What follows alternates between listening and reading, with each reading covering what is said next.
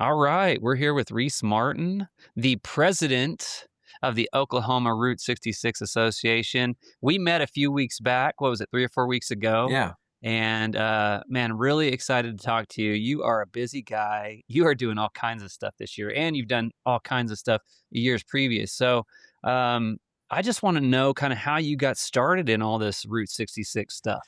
Yeah. So thanks for having me. Thanks for chatting about Yeah, this. you It is a bet. really exciting year for Route 66.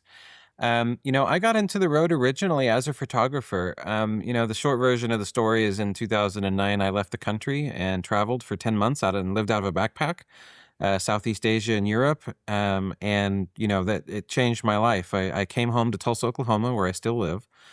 And had fallen in love with photography and writing and history and had realized I'd never really paid attention to anything here. So I started driving around Oklahoma and the Midwest. And it was the summer of 2013. I decided to take a little trip on Route 66. I'd heard about a historic theater up in Miami, Oklahoma, near the Kansas Oh, border, yeah. Yeah. and drove up there and was just blown away by this place. It's this opulent, like vaudeville era theater that's been beautifully restored by significant volunteer efforts. And I thought, wow, what a surprise. I wonder what else is out here on this highway. And it took me about 2 years to drive the whole thing. And then I raised my hand and said, this is really exciting. How can I help? And I got pushed into the deep end. So by like, what about 2015 or 16, you had driven the whole thing? Yeah, Is that right? Yeah. piecemeal here and there. Yeah. And it was the same year I joined the Oklahoma Route 66 Association. By 2019, I was elected president of the organization. Then I got involved with the Route 66 Road Ahead Partnership, which is a national nonprofit that brings all of the 8 states together to work on larger initiatives. And for about the last year and a half, I've worked for the National Trust for Historic Preservation as their Preserve Route 66 manager. So I need to get a hat like yours with different logos on it so I can just rotate it, depending on what I've done. Yeah, man, you have a lot of irons in the fire, and that's great, man. We talked a little bit. I'm from Oklahoma. Oklahoma, Tulsa, near and dear to my heart. And it seems like you guys are doing so much in Tulsa, especially. And I am excited, man. I am excited for you. I'm excited for the city and the state. I can't wait to get back over there and check out all that you guys have been doing. So, with the Oklahoma Route 66 Association, maybe you can update us on some things that you guys have been doing lately. And it seems like you've been making a big push. We're really lucky in Oklahoma that we have people kind of at all levels that get it and have embraced Route 66 as not only a part of our identity as a state and our history, but as a way to further like economic development. And that investing in it is investing in each of these small towns. Route 66's first nickname was the Main Street of America, and it is still Main Street. And so when you invest in it, you invest in the community. So the association, we just published our 30th trip guide. Every year we publish a booklet that gives you maps and things to see and do in each of the towns so people can explore the road. We have several events we're working on this year. Our first is going to be April 25th in Weatherford at the Stafford Air and Space Museum. We're doing a big band hangar dance there to kind of pay tribute to the Oh, road that's cool. early years. But we're also, Very cool. plugging into events other folks are doing. May 30th, Tulsa's doing a classic car parade. We're going to try to break the Guinness World Record for the most cars in a parade. Like they're trying to get 3,000 cars up here, and they're at almost 2,000. Like they're doing really well with registrations. That's incredible. And there's all kinds of stuff. I'm leading a national caravan, which I know we'll talk about here shortly. And, every state's doing something, but Oklahoma, even the smallest of towns, like Little Canute, 500 people just relit a neon sign that's been dark for decades. So I saw that. very That's exciting great. time. So tell us a little bit about the National Trust also. I know that's a really important organization in the preservation, not just in Oklahoma, but all across the route, right? Yeah, the National Trust for Historic Preservation just celebrated 75 years. It's a national nonprofit dedicated to preservation and the history of this country. And Route 66 has been a part of it, ever since the road was decertified in the 1980s. It's really funny. The Oklahoma Association was founded in 1989. That founding before that came with a study that the legislature did here, which was funded by a grant from the National Trust for Historic Preservation. So it's this really interesting bit of full circle. But the National Trust is organizing this national caravan with partners across the 8 states. We have sites that have been listed on the 11 most endangered places in the country as far as storytelling and preservation is concerned. We've had grant programs the last few years to help legacy businesses and other organizations and nonprofits help with their efforts to preserve the road and help promote what's going on. and let these folks know in these communities going from Chicago to Santa Monica that their story is important and that this road really is a linear village, and just to bring resources. I love that. And so let's move on to some storytelling. And I did read where you took your father's Mustang out on the road. Can you tell? There's got to be a great story behind that. So could you tell us a little bit about that Mustang and your dad's influence there? Happily. I got back from that international trip I mentioned in 2010, and less than a year later, my father passed away. It was very unexpected. It was a phone call, and he was gone. Oh, Which geez. was just crushing. And he had this car, this 2005 Mustang, which was the first year of that kind of retro body style. Had Yeah. one payment left on it, and it was his baby. He loved that car. And so I thought, gosh, what am I gonna do? I have this car now. Am I gonna put it in the garage and polish it, or am I gonna drive it? And I thought, well, this is the best way I have to spend time with him now, so I'm gonna drive it. And I'm proud to say it just rolled 241,000 miles. It's still taking good care of me, and it's It's still still going. It's going, still going. and it's been on Route 66 from, Chicago, where it starts there on Michigan Avenue, all the way to the Santa Monica Pier.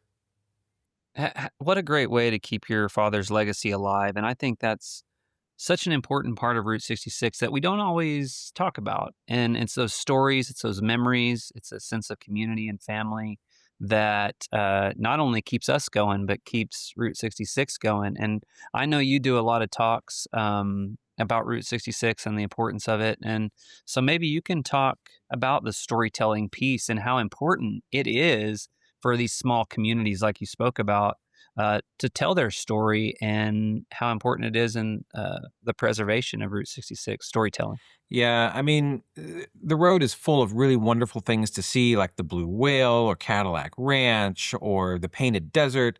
You've got these great diners where you have these amazing foods. I know of a little place in Amarillo where you can try a 72-ounce steak. But I wouldn't say little, but yeah. Um, uh, but the real connection to Route 66 are the people that live and work along it, these personalities and your fellow travelers. Because people from all over the world choose Route 66 as the way they view this entire country. They fly into Chicago and take a 2 to 3 week trip out to California. And it's a bucket list item. It's the time of their lives. And talking like about my dad, I wasn't into Route 66 at all before he passed away. I have no idea what stories were locked behind that question that I never asked him about. Did you ever travel the road when you were younger? Because he had family in other parts of the country and everything. But I never thought to ask that question because it wasn't important to me yet. Yeah, And, when I see people on the road, whether it's a family traveling, where it's a honeymooning couple or whatever, they all have a story and they all want to hear my story whenever I stop and say hello. And you it's that bet. connection that's important to ensure that the road will stay here for the next 100 years.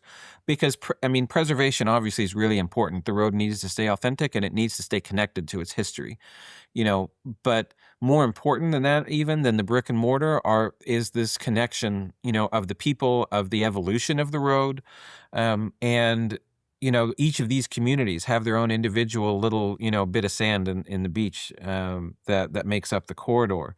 And Route 66 doesn't mean the same thing to me as it would have meant to my dad or my grandfather, and it doesn't mean the Sure. same thing to the next generation. So it just takes that constant refreshing and that constant connecting. You have new business owners coming to the route all the time because they see this road as, they want to be a part of something bigger than themselves. And as long as that continues to happen, then Route 66 will stay here for a long time. So I think you're speaking to something very important, and I think the narrative of Route 66 does change over the years. But one thing that I feel like is a staple of it, especially now in the time that we live, is slowing down. And, I feel like, and I know a lot of folks have said that Route 66 has made a resurgence since the 90s and things like that. But I really feel like in the Centennial year, some momentum behind it. And I think the importance of slowing down is almost more emphasized than ever and can really be something that Route 66 capitalizes on. Uh, what are your thoughts on that? Completely agree. Author and historian Michael Wallace, who wrote that great book, Route 66, The Mother Road in 1990, really at the beginning of this whole movement, has this phrase that he says, which is life begins at the off ramp.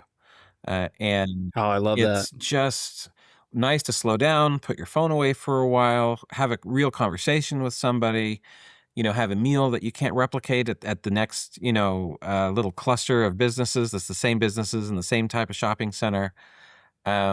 And just reconnect, with other travelers, but also maybe with yourself. Whenever I talk about the travels I've taken and everything, people, want me to say something like, oh, I found myself out on the road. Well, that's not true. I just became more comfortable with the person I already was, and it gave myself permission to stop and listen to myself and really like settle.